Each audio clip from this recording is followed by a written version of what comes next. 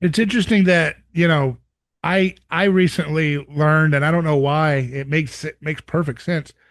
I didn't know this, but Dionysus, apparently it was known. I don't know. Some people dispute whether it happened after Christ or before, but there were these legends that Dionysus, the god of wine and revelry and the crowd, actually would perform a miracle of water into wine too.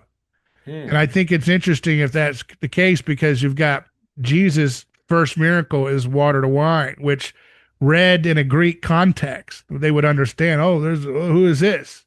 If that is Dionysus's turf in the mind of the Greek audience that's being spread the gospel by Paul and others. What are the literary parallels there? And then you look at that, and that fits very nicely with later on when Paul recounts to a Greek court how he converted to Christ and why.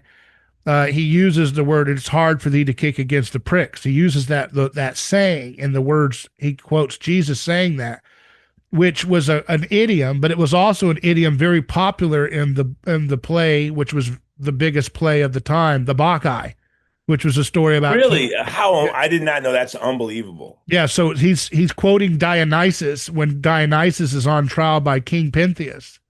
And King Pentheus is, kind of interrogating him, and Dionysus says, "It's hard for thee to kick against the pricks."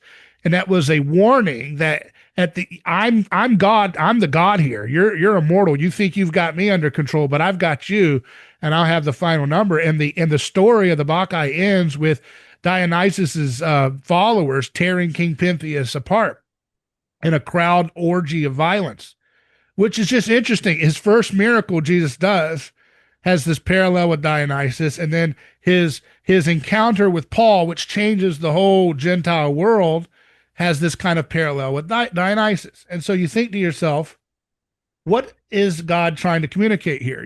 What is this? And I think it's probably something to do with that Jesus is coming to deconstruct the crowd. He's going to deconstruct the collective, and he's going to unmask it. He's going to unveil it, and he's not going to unveil it with vengeance, because with Paul, when Jesus says that it's hard for thee to kick against the pricks, Paul is hearing that on the road to go kill people, on the road to being like a Dionysian, but he thinks he's doing a Yahweh thing, but he's actually becoming a Dionysian.